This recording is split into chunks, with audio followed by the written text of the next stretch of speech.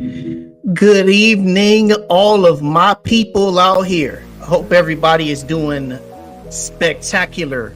I know there's a lot of hot weather around in the nation, especially up here in Ohio, but I hope everybody is blessed and doing well. Send regards on behalf of the entire team. And also just thanking everybody for tuning in tonight with your man, Wild Wayne. I've got a very special guest for you tonight. So before we get to all that, I just want to first just say again, thank you for everybody for tuning in. Make sure that you subscribe to this podcast, to our YouTube channel. Also follow us on our social media handles, Instagram, Facebook, X, all that good stuff. Make sure you hit the like button early and often tonight. Across the bottom of your screen tonight are notifications about season tickets for football. All that is across the bottom of the screen. So if you have not had the opportunity to get your season tickets, all that information is right there on the bottom of the screen. It's also on the Athletic website. Also, in addition to that, make sure that if you're interested in getting tailgate spots or renewing your tailgate spots, all that information is readily available to you as well. All right. Because before you know it, it'll be August, late August into September, and football will be here. So speaking about that, let me get into our housekeeping this evening. All right. So as you may have seen earlier this week or last week, they have the national television schedule that is laid out. So as you can see, these are the current games that are going to be on national television, whether it's on SEC Network, ESPN Plus, and then you also have the game on ESPNU. So these are things that you all can be apprised of. Of course, there will be several reminders as we get into some of these game weeks, but this just gives you the feel that football season is almost here. SWAC Media Day is coming up in less than a month. And so some of these things will be discussed at that time, but you can see the games and the times and the networks that they're going to be on. Next, as I mentioned about season tickets, this is just another general reminder that you need to secure it now. $200. We have 5 home games on the slate. As you can see, the Lewis Cruz Classic is the first one against Kentucky State on September 7th. And then that icon there for September 14th, that is Georgetown College. They're an NAIA school. They replaced Fayetteville State. And then homecoming with Bethune-Cookman, as many people already know. And then you've got Southern coming to the Hill, as well as Grambling, which is switched to a Thursday nighter. All right, so get your season tickets.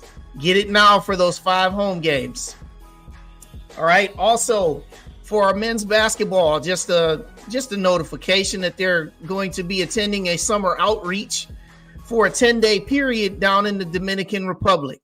Now down there, they're going to have a chance to do some scrimmaging and just have a chance to connect. So men's basketball. And before you know it, we'll be getting ready to talk about that as well. Now, sticking with the basketball theme. All right.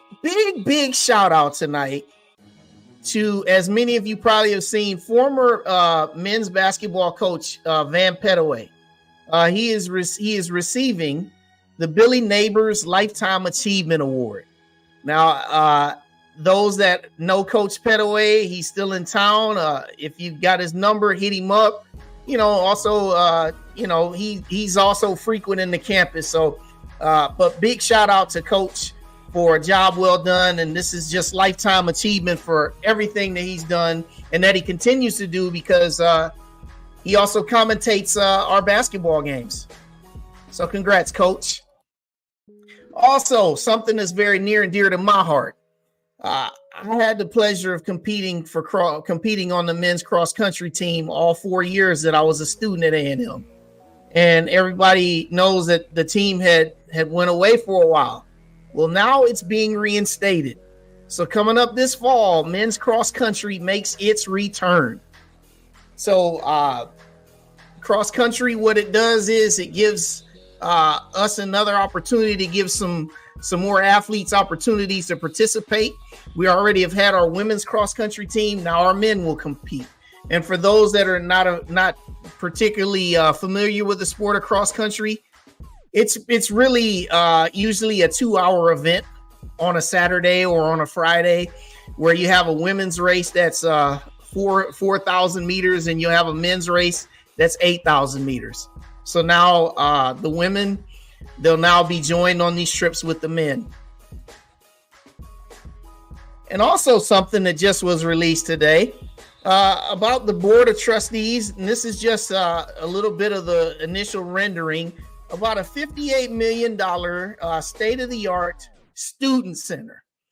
Now, there's a lot of information that's still going to come about this, but this is a very phenomenal undertaking for the university. As you know, our campus just continues to grow by leaps and bounds. And if you have not been there in a while, make sure you get down there and check it out, because when you check it out, you're going to see something that was there that wasn't there probably the last time you visited. But this is a huge thing.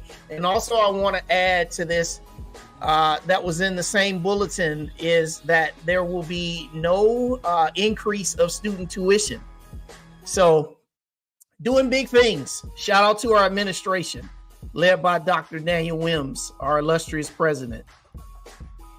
And then coming up here, shout out to Rita's, one of our sponsors for this program that we have, the Juneteenth celebration, which Juneteenth is tomorrow. Stop by in Huntsville if you're local. You can see the address there below, 5310 Millennium Drive. You stop by and join in on the fun. Music, Phillies, that's Philly cheesesteaks, and cool treats. Juneteenth celebration. Shout out to Rita's. And that is all of our housekeeping this evening. Make sure that everybody is well apprised of everything. And so now it gives me great pleasure to bring before you this evening our esteemed guest. She was on our show once before earlier, and now she makes her triumphant return. This tremendous freshman is a school record holder in the 100-meter hurdles and also indoors in the 60-meter hurdles. Just last week, she competed in the USATF under 20 national championships, and she was victorious in the 100-meter hurdles. So she will have plenty to say about that, but I want you to welcome with me, everybody, Ana-Liese Torian. Good evening to you, Ana-Liese. How are you? I'm good. How are you? I am blessed and highly favored, and so glad that you were able to join us on this evening. And, I just know that you've had a very busy schedule and you've had a busy travel schedule. So I'm thankful that you've had the time to take to talk with me tonight. So first off, I've been to Eugene, Oregon. I went there last year. I officiated there in the Junior Olympics for USATF. I thought it was a phenomenal facility. What was it like just walking into that stadium? Well, that was my first time in Oregon for this meet. Well, ever, actually, I'm not going to lie. But I just feel like, not like it was an honor to be there, but like I just enjoyed my time and the experience that I had at the track and seeing all the new things that I wouldn't have saw in the other track. I know the whole trip I was there, I was telling my coach that it's literally like a doomsday stadium. So like if anything went wrong, you could literally just go in the stadium and you'll be okay. But the track is amazing. Everything was just really good out there. Yeah. And then just kind of, just take it in. I mean, obviously you got to go underneath where they had like the warm-up track and all that, and you probably saw all the murals of all the top athletes that have competed for Oregon. And then just that would probably be the highlight, being able to go and travel underneath, basically go through the stadium in under 30 seconds without having to walk up all those stairs and actually walk through the track. But their stadium and everything, Nike put a lot of money into that, and I see that money was worth it. Yeah. And now just thinking that the fact that next week well, coming up in 3 days, actually, that they're going to actually have the U.S. Olympic trials there. To think that you ran on the same track that people are getting ready to qualify to Paris on. I mean, that's got to give you some chills, right? Mm-hmm. Yeah. I wish that this year the meet and the trials were like within the same week so that as I was competing, I still could have, I could have watched them run as well. But you get what you can, you take what you can. Yeah. Well, that's motivation for the future because, you want to be in the trials moving forward. So, I do. that's something to think about. Okay, so I'm going to show the video for everybody, those that may not have seen the race. Let's just look at the race and then we'll talk about it.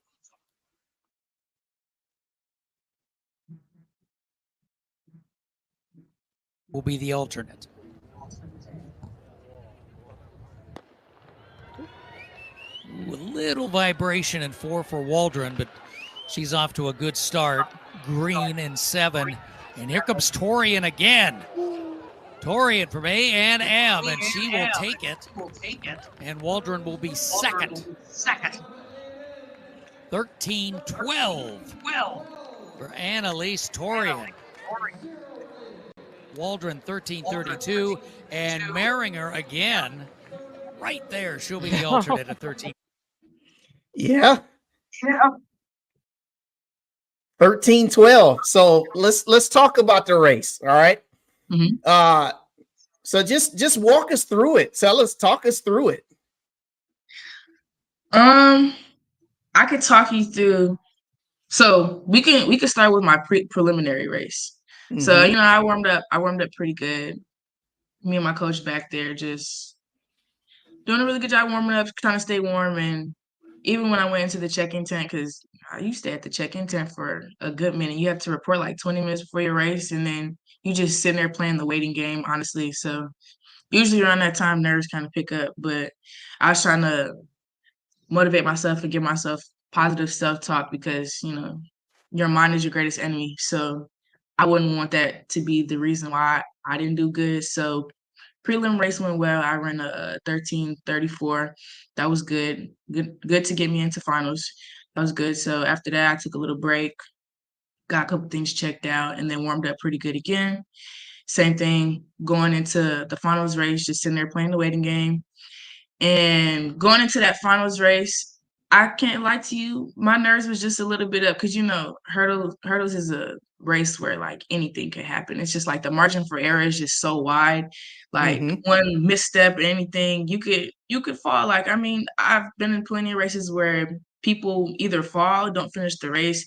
I just don't ever want that to be me. So, this is always a possibility. But I had I had confidence in myself, so I felt like I was going to perform very well. So even after getting out there, getting into my blocks, setting them up, doing the run out, I felt really good. The gunshot, my reaction time wasn't as what I wanted. It wasn't as fast as what I wanted it to be, but I know that if I stayed patient and just focused a little bit, that I wouldn't let the start startle me. So patient over hurdle 1, 2, and about 3, and then like around hurdle 4 and 5 is just kind of where I got into my rhythm and I kind of took it away, and was just trying to focus on everything my coach tells me to do while I'm racing and just focusing on the back end of my race since the front end wasn't what I wanted it to be. So I know what I need to do to perfect and get better. So I'm going to bring it back up here, and I've muted the sound. So I'm going to let you just take over. Narrate your race. See, I didn't get to the hurdle first, but that didn't stop me because I knew that I could be able to pick up momentum around in those hurdles back there. And I finished my races pretty strong. So I knew once I got to hurdle about 9 and 10, because I used to have last hurdle syndrome, but I don't have it that much anymore. So I'm doing pretty good at it, trying to finish my races strong. So right here, when you get out of the blocks, what's the first thought when you're out of the blocks here? My first thought was, dang, that first step was too wide. Which means that it didn't offset the whole race as a whole, but it offsetted my start. So you take one wide step instead of a straight step, it just brings the trajectory of the race a little bit back, and you have to build momentum back into the first hurdle. Because me as a hurdler, a lot of people probably don't know this or ever realize, but there's a certain approach that you can take to the first hurdle, and some people do 8-step, and not a whole bunch of people do 7-step. I'm long, tall, and I could bring a decent amount of power, so I 7-step. So if I don't bring enough power, or those steps aren't long enough, or just bring enough, then I'm not making it to that first hurdle. All the other girls, they do 8 steps, so they can do like those short power steps, and they add another step. I'm 1 step behind them, so I have to stretch and reach. So that little side step and stuff like that, like those kind of like little tedious things could make or break the race, and it could set me like behind the hurdle, and I don't want to be there. So I'm happy I was able to fix that in the beginning so that I could get to the first hurdle and change the trajectory of the race. Yeah. So yeah, you get out here, but then it's like, okay, now we're over hurdle 3. Now at hurdle 3, we're almost here halfway into the race. Yeah. Where are we at now after hurdle 3 here? So after hurdle In 3, 4, I'm 5, like, 6. okay, so we fixed 1 and 2, 3, we're kind of in line with the rest of the race, and then I'm just like, at this point, I just need to make sure I'm getting off the hurdle really quick within like that 1-2 meter margin, and then making sure I'm beating the drums, which is like just moving my arms really quickly to make sure, and aggressively, so that I can get down on the ground and get over those hurdles effectively. Yeah. And as you're getting through, now we see you come back, you're even. And now you're in the lead. Once you get to this point, now where's the thought? Where's the headspace now? I'm just thinking like, okay, because at first, I was just like, I don't want to be in a position where I'm confident about making it, and then I don't. And I'm just like, well, it seems like at this point, I'm like, it seems like I might have the race a little bit right now, but I'm not going to take that for granted, because there's still 2 more hurdles after that. This hurdle and the next hurdle, I think, or maybe it's the last one. I don't know, but Yep. You yeah, had 2 more this hurdles after one that. and then that I was one. like, okay, it seems like I have the race a little bit right now, and I had 2 more hurdles, so I need to make sure I get over this one. And I know off that last hurdle, you probably won't be able to see it, but my coach does. I got a little happy and excited, so I floated off that hurdle a little bit. But I was happy for myself before the race even ended. But I knew that because I got off that one a little high, I had to sprint to the line in order to get the time that I did. And then we come through and we win. And then when we're winning, we're jogging. What's this feeling here?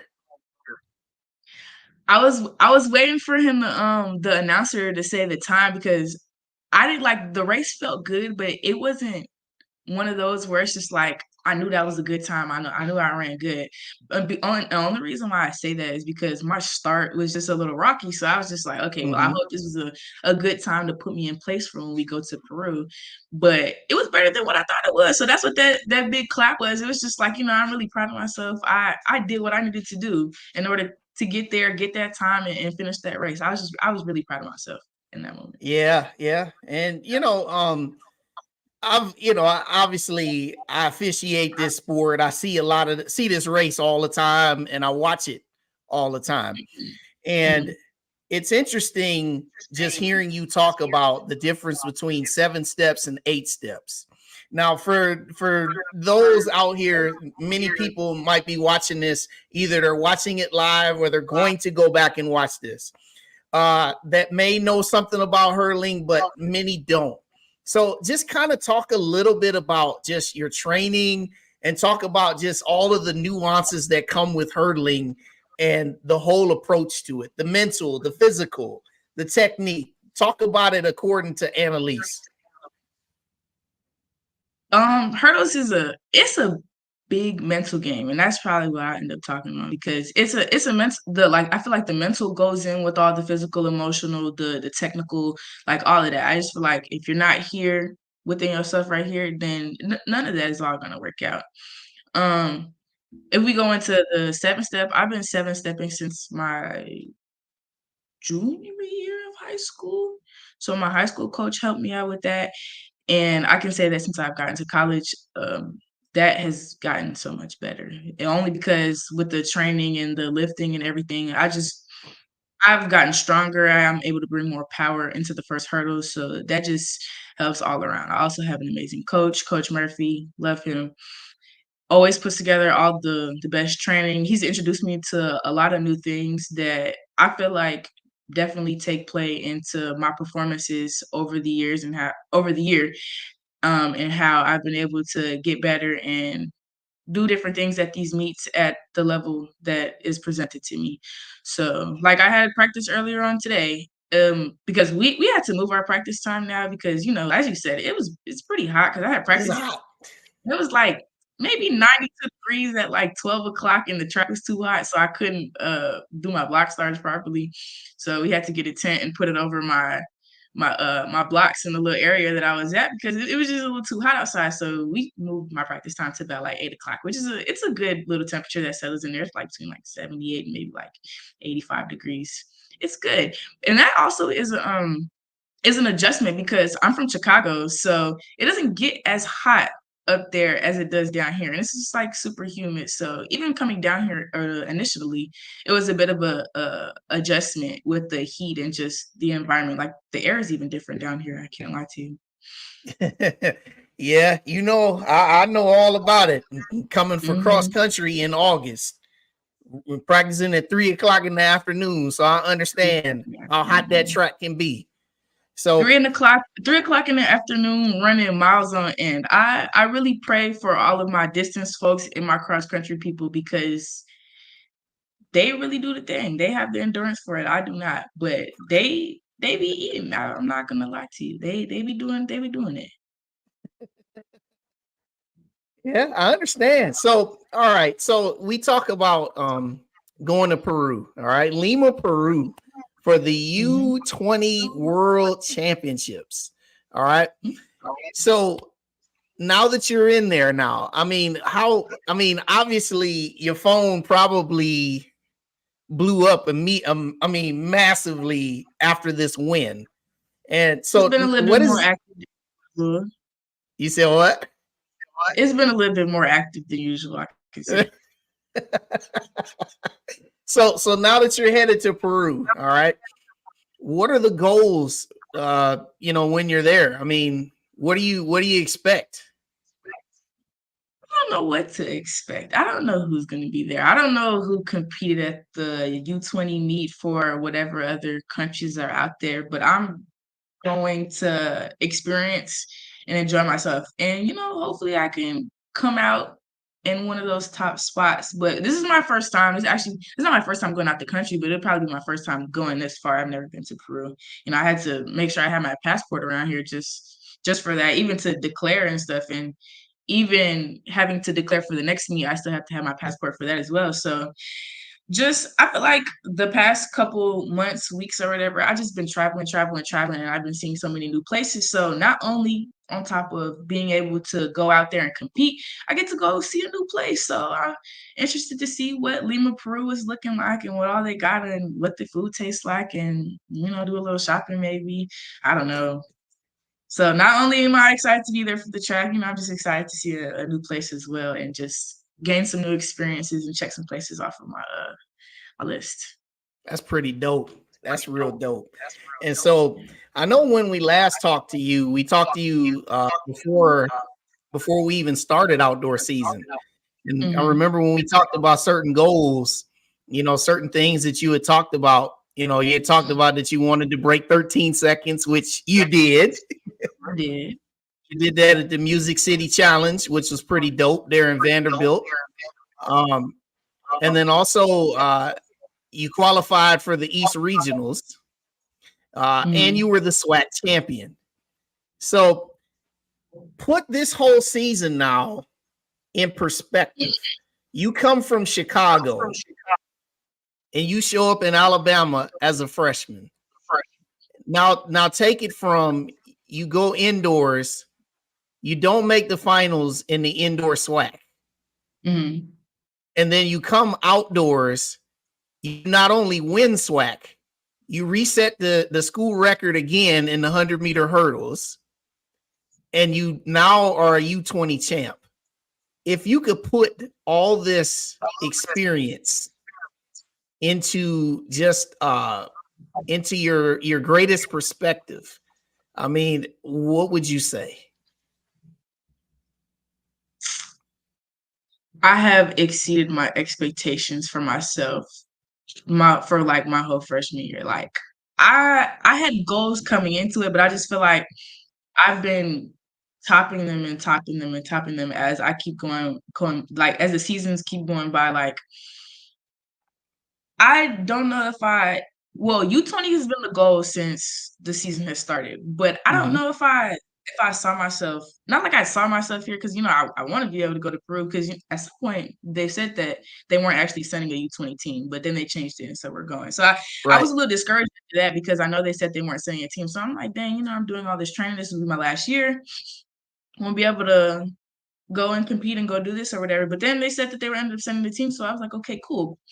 So yeah, I feel like I've exceeded my expectations thus far. And I just know, and my goals for the future is that I would like to exceed my expectations again. So I've done a lot my freshman year. So I don't know even going into my sophomore year, I'll still be competing. So you know, I don't know what else there is to expect. I know at the East Regionals, I didn't do what I wanted to do, which is okay. I just missed the finals. I was ranked number 25, and they take top 24 into the next round. Mhm. Took that as a learning experience. I enjoyed my time there and being able to see everybody compete at that level. I just know when it comes to next year, I would like to be still competing. I would like to keep going through the rounds and keep doing well and everything. I don't know. I just take every meet and every moment and everything that comes across me as a learning moment, because you can always learn from everything, good and bad. So that's all I'm doing. So next year, same goals, especially NCAA. I want to go to the indoor NCAA Mhm. championships as well. I would like to be at their outdoor championships as well. Well, I'll tell you, NCAA indoor D1 is going to be at Virginia Beach. I was just at Virginia Beach doing indoor D3s back in March. I can tell Mm-hmm. you that it is a very phenomenal facility, ocean breeze, and it would be phenomenal, for you to make it there. And then obviously, speaking about Eugene, Oregon, you make it back to Eugene, Oregon, you be running the NCAA championships. Yep. But before that, you'd have to obviously get through, it'll be Jacksonville, the East region. But I am so ecstatic because I love track and field, but I also love bulldog track and field. And Mm-hmm. it's been a long time since we've been able to say a lot of things like this about bulldog track and field. And it's not just yourself. I mean, obviously you got some really wonderful teammates that did so well tonight, and shout out to each and every one of you as well, bulldog track athletes that did big things this year too. We saw hammer throw records. We saw weight throw records. We had a qualifier to East region in the long jump. So it's some big things. And then also, like I said at the top of the show, we got cross country coming back.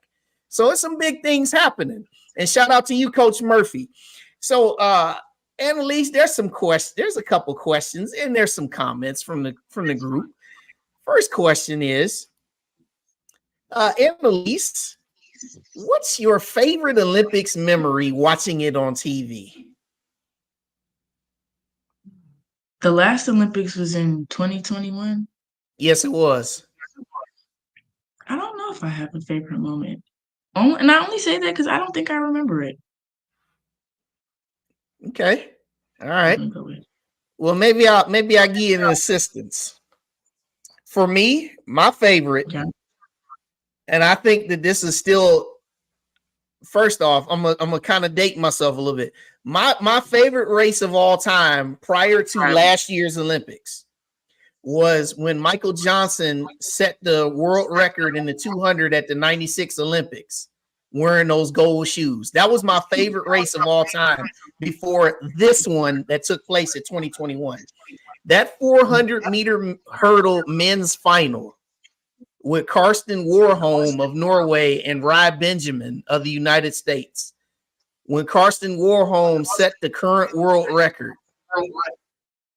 to win the gold, and Rob Benjamin set the American record and bettered the previous world record to finish in silver.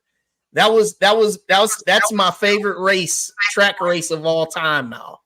And that took place in the last Olympics. So speaking about the 400-meter hurdles. Which I will be running next year per Coach Murphy. So hopefully we see some things with that as well. You don't seem to be as excited. I'm a short hurdler by heart. Like I love the 100 hurdles, 60 and 100. I love that. But then you start adding 300 more meters. I can do it. I can run the 400, so I can run the 400 hurdles. It's been a minute, but we'll just see how the outdoor season takes me with the 400 hurdles. We'll see. Well, the reputation of the 400-meter hurdles is that it's the toughest race in track and field. And I also will equally say the next hardest race to me, because I used to run it, is the 800 meters. The 800 meter. Mm-hmm. I want to slide a race in there. I'm gonna go with steeplechase. Yes, I ran that one too. Yeah, I'm gonna go with steeplechase only because you gotta run over all of those barriers. About what's 4 or 5 of them, and then you have to jump in the water. Like, who wants to walk around with wet shoes? Yeah, 7.5 laps. You go over the water jump. You go in the water 6 times. Yeah, it's a beast. I ran it. My first time ever running it was I did it conference meet my freshman year at Savannah State in the heat. And shout out to my boy Justin. You know this gentleman real well. He ran the 3,000 steeplechase at A&M also. My former teammate Justin Ashkelon. Shout out to you, brother. So yeah, some good stuff. Okay, some other things here. Jay White wants to know, have you ever heard of Olympic medalists and A&M track legends Gerald Miles Clark and Danette Young? Have you ever heard of them? I've seen their names around Elmore, yes. Okay. Yeah, Gerald Miles, speaking of the 800, yeah, she ran the 800 in the Olympics. All right, and then you got some flowers here. Ana-Liese, you are fast. Thank you. And my baby. My mama, of course. And Nisi Poo. And and then you got somebody else. That's proud of you too. Mm-hmm. That's my sister. And hey, yo, mama, so proud of you too, Buki. It's pretty cool. And I like this. This lady is amazing. I am so incredibly proud of you. But then back to mama. Mama says you will need to set bigger goals. Okay, fine. We'll chat later. We'll chat after this. Oh my goodness! All right, so as we now wind down and you get towards Peru. So exactly how many weeks do you have until Peru? What's today's date? I have 2 months and a week. Okay. Yeah. All right. Because we're about mid-June now. I leave for Peru August 24th. Okay. I believe. So I have about a little over 2 months right now. All right. And obviously we know that we're going to get all of the information out to everybody about how to watch your race. We'll make sure we do that. I made sure, that everybody had all the information to watch you run in the East Regional. So we'll make sure we get all that information out, because people need to support this. This is historic. This is the U20 under 20 championship, everybody. And also let's clarify too, when you said this is your last time, this is the last time that you can run the under 20.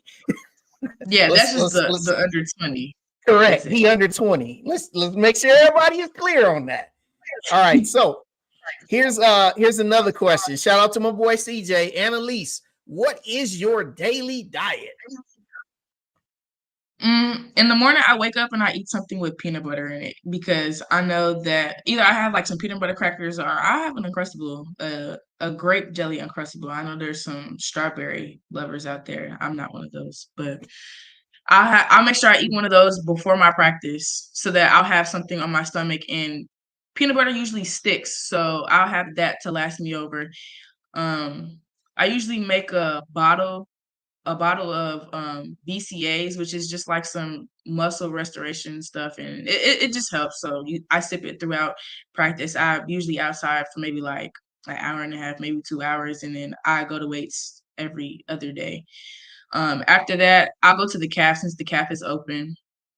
Um, Make sure I drink like 3 or 4 more bottles throughout the day because you have to drink just about your body weight, like half your body weight, I think, something like that. I don't know. I'm just told to drink a lot of water throughout my day. Not only because it's good for you, but it's also hot outside. So whatever you have in you, you'll sweat out. And if you don't have enough, you'll be dehydrated and you don't have anything to put outside. And then majority of the time at night, I'll see what it is because the cap usually closes at around like 5. So either I'll go out and go eat something with somebody's cooking, but majority of the time I'll try to have something light but not too heavy. So like there's a place called Moe's nearby. I usually go there and go make myself a bowl. It's kind of like Chipotle, but I'm not a Chipotle fan. So I'll just go make myself a pretty light bowl, and I'm really picky, so there's really not much in it. But yeah, that's really what my daily diet would consist of, and snacking here and there just to, fill me up. Yeah. And something that just came to mind when you talked about weights. So you said you do weights. You said every other day, or So it'll be like Monday, Wednesday, and either Thursday or Friday. okay. And just talk a little bit about that. I mean, talk about some of the weights and talk about the workout in the weight room. Right now I'm not right now since I'm in season, this is not preseason. Preseason usually lifting a little bit heavier. There's more thicker weights on that bar. Right now, there's not as thick weights on the bar because I'm still in season. We're not trying to hurt myself or anything. So we're just working on some power and explosive stuff and some combination things. So we work a lot on my hamstring and my knees and the power so that I can be able to push out the blocks and get over the hurdles and stuff. So that's really what we've been working on, and some isolation single leg stuff that has been big since I got back from SWAC and since the school year ended, and we're on to, it's not even postseason anymore. We're just on to championship season, I guess. So we've been doing a lot of explosive isolation and just things just to help me. That's pretty And a lot of dope. core. A lot of core. Definitely got to do a lot of core. I hope some folks out here watching this is getting inspired to get up and go to that gym tomorrow. The hurdle part, we understand if you don't want to run hurdles. That's all right. We understand. You don't have to run hurdles. Yeah.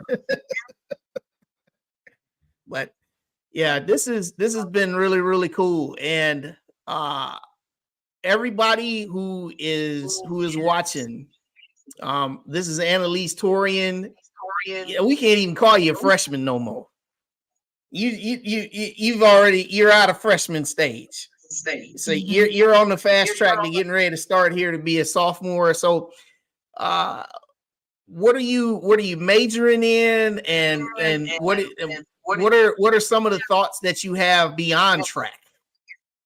I'm a sports management major, so although I may not have a whole bunch of summers and a whole bunch of times to get internships, I would love an opportunity to be an athletic director. I know that's not a straight shot up to the top, and that's just, got to get levels to that. But I would love to be an athletic director on the college level or the high school level. That's my career goal.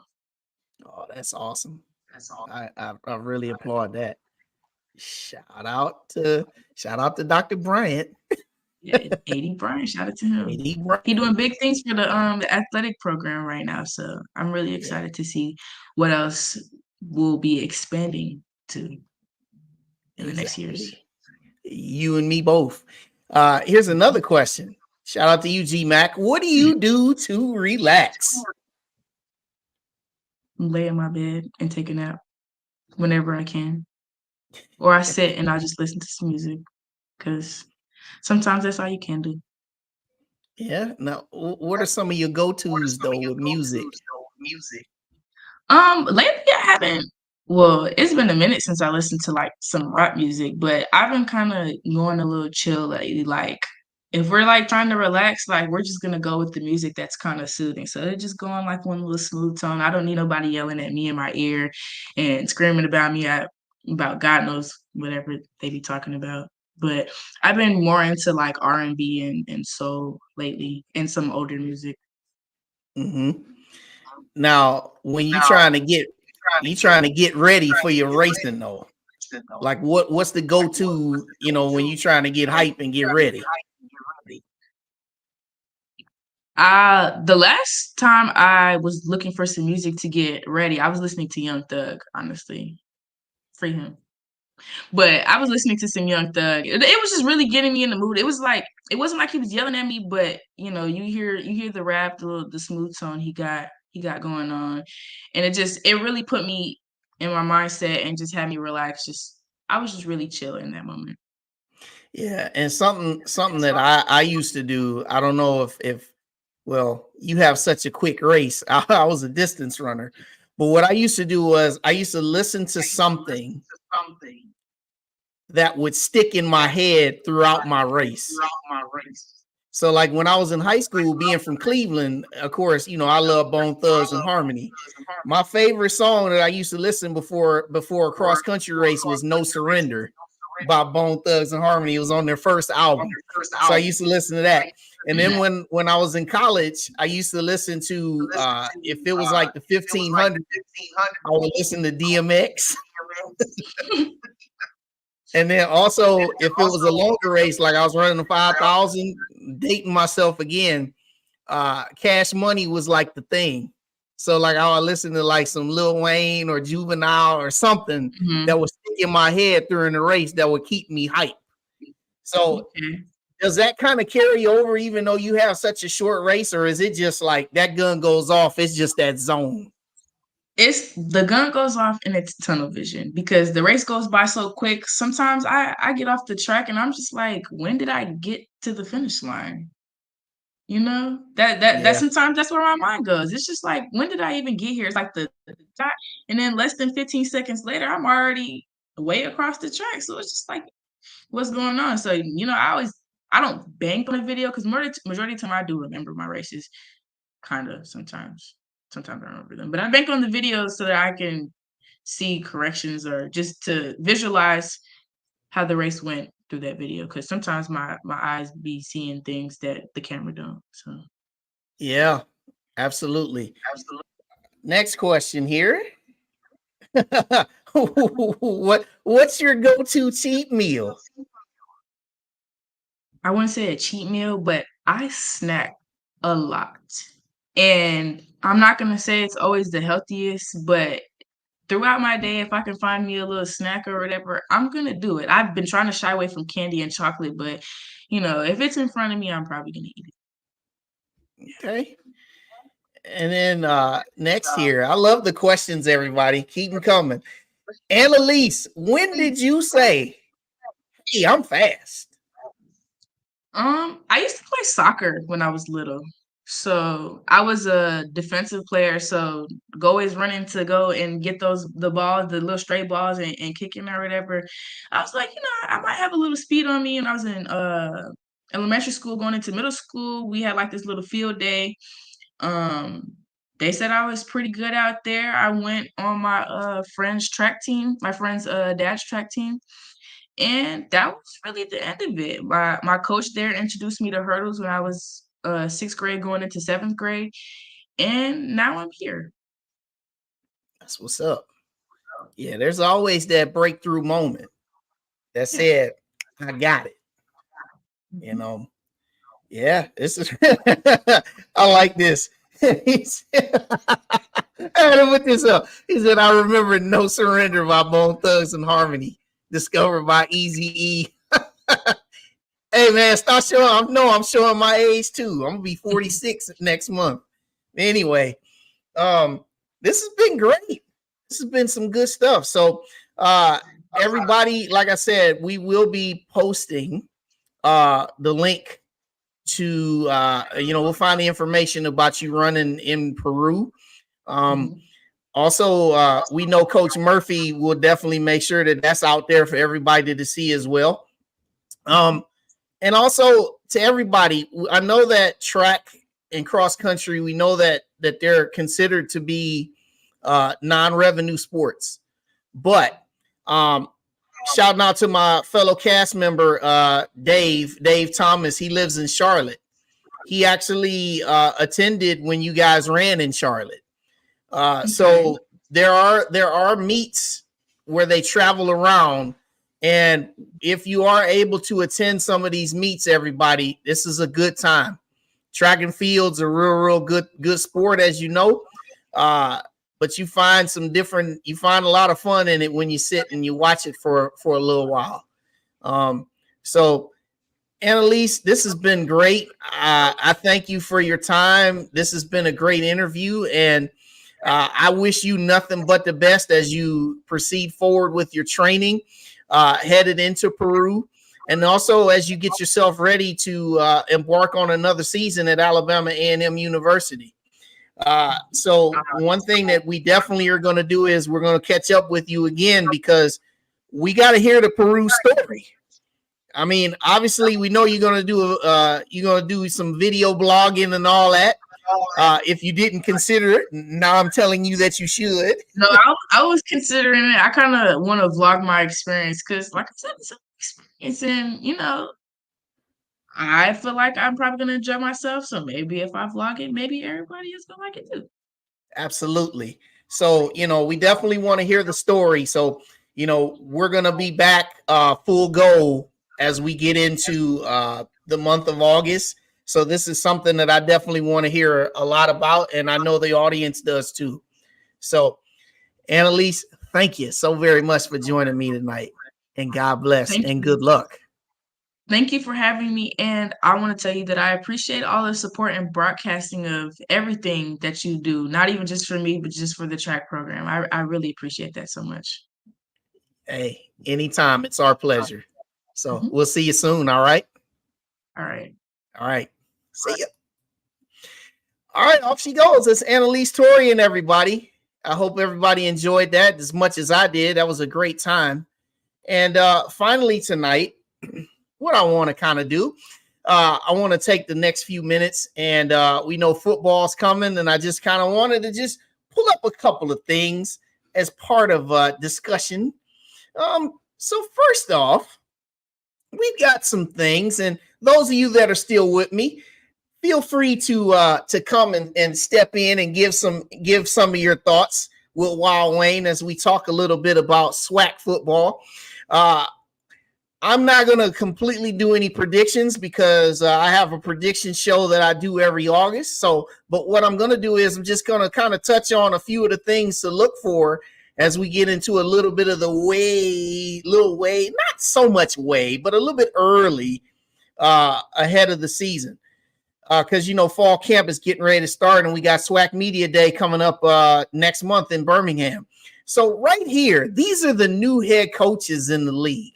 And as you can see, 4 of them are out there in that SWAC West. So you can see your man, Chris Dishman, first-time head coach. You got Cedric Thomas, who was promoted from the staff there at Alcorn. You got James Colsey, who was promoted from the staff there at FAMU. Terrence Graves, who was at Grambling, now he's at Southern. He was the interim head coach during the Bayou Classic, and now he's the head coach. And then you have Mickey Joseph, who was brought in to coach Grambling. All right. So with these guys, some have a very monumental task. Some have a crazy task, like James Colsey, who inherits a team that won the SWAC last year. And when you win the SWAC and when you do anything, you win. The expectations of the fan base is, we don't care that you're brand new. We want you to win just like the past guy did. So he's got a lot to think about. Likewise for Cedric Thomas. Cedric Thomas takes over for Fred McNair. Fred McNair led them to the Celebration Bowl a few times, and they've been knocking on the door there. So now as the first-time head coach there at Alcorn, he's got a little bit to live up to. And then Terrence Graves, you're taking over for Eric Dooley. You know, you won the Bayou Classic. There was a lot of angst amongst some of the Southern people that they didn't want you to have this job. Well, now this is your chance to prove that possibly everybody was wrong. And then you have your man, Mickey Joseph. Now you see he has on those Nebraska colors. He actually served as the interim head coach the year before last at Nebraska. He comes with a defensive pedigree, and there's high expectations that he can lead Grambling back to the promised land. And last but not least, you have your man, Chris Dishman, a journeyman as a coach. He played locally there for the Houston Oilers in the NFL. This is the first time that he gets to be a head coach for a Division I program. And he's got a lot to work with in terms of returning players. And maybe what's to his benefit is lower expectations. But these are some of the new guys. And I know, Corey, you said Bethune has a new head coach. This is actually his second year. And then also other storylines. I talked about Eric Dooley. Well, Eric Dooley goes from Southern up to his rival, the rivals of Grambling, to be the offensive coordinator. And now Coach Joseph gets Eric Dooley to run the offense. And they've got a returning quarterback in Miles Crawley, somebody that he has to work with. And the storyline with Eric Dooley is what kind of work will he do with the chip on his shoulder from having failed there at Southern. And then we got Fred McNair, which was a surprise here that he was going to be hired as well. Let's just say there were stories that said he was going to be the head coach of Texas Southern. And somehow it didn't happen. And now he's on the staff at Southern. Additional storylines of head coaches that are now on interesting staffs. And then we got some of our top transfer quarterbacks. Now, as everybody knows, the transfer portal runs rampant now. Everybody moves everywhere. But here's some of the key transfers that draws a little bit of the eyes. First off, James Colsey inherits Daniel Richardson, who comes from Florida Atlantic. And before that, he was a quarterback at Central Michigan. And now he's a grad transfer, and he's hoping that he can take over the starting job and maybe lead them back to the SWAC championship. Who knows? For our school, Alabama A&M, somebody I know very well here in the state of Ohio, Avion Smith. He transfers in from Miami of Ohio. He led Miami of Ohio to the MEAC championship in December, and now he transfers in.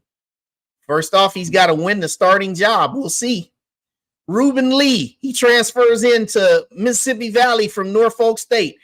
And then something that's been talked about a lot, Andrew Body. Everybody knows, no pun intended, his body of work that he did at Texas Southern. Well, last year he started one game and then he was injured the rest of the season. Now he transfers to Alabama State. Hasn't been on the field in a while, but expectations are high down there in Montgomery. And then we've got some of the key returnees at running back.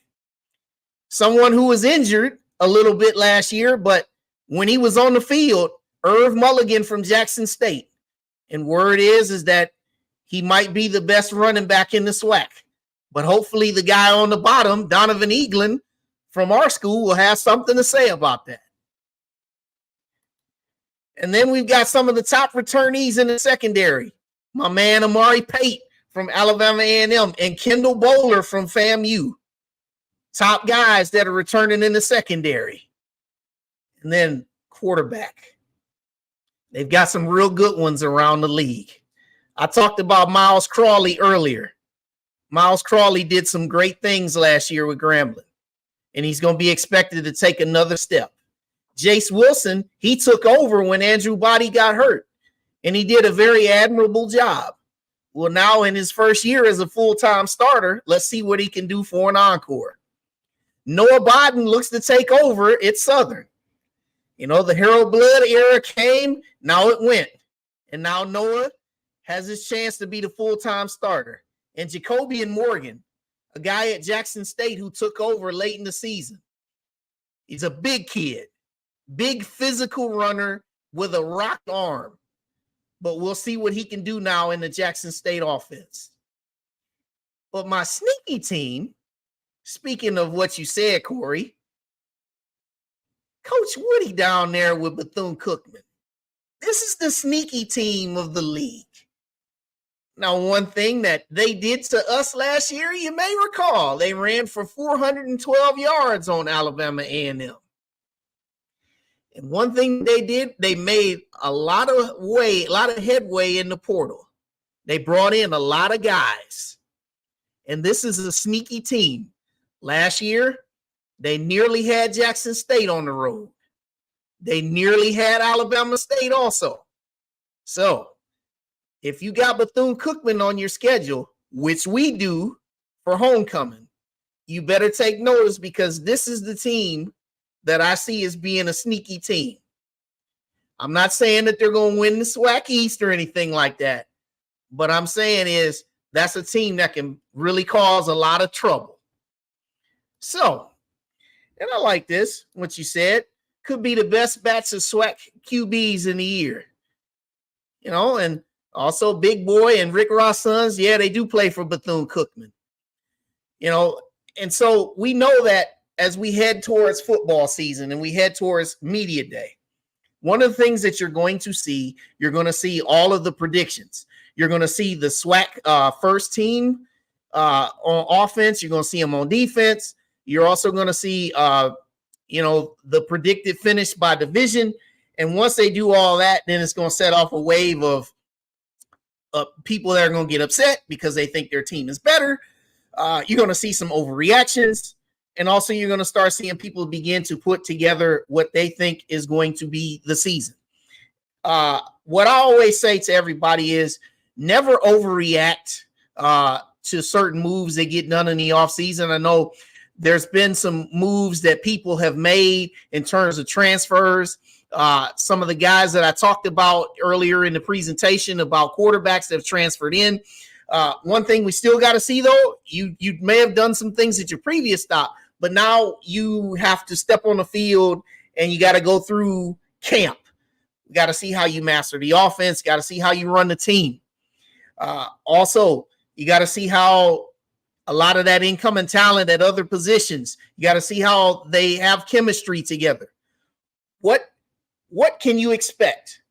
I know people think that some of those new head coaches that we had that I showed you before, they think that Mickey Joseph is the guy in Grambling. They didn't necessarily support Hugh Jackson, and Hugh Jackson didn't do himself any favors with some of his off the field antics.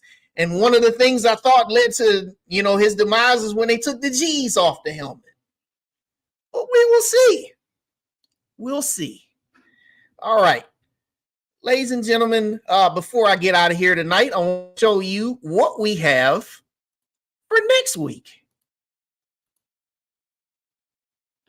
Coming up on a special episode of From the Hill Podcast, we catch up with some former Bulldogs that are in the NFL with Indianapolis Colts legend Robert Mathis, current strength and conditioning associate for the Los Angeles Rams, Chris Ana-Liese, and current secondary coach for the Pittsburgh Steelers, Grady Brown.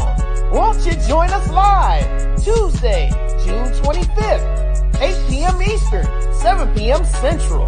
It's fun. It's you. It's us. It's From the Hill Podcast.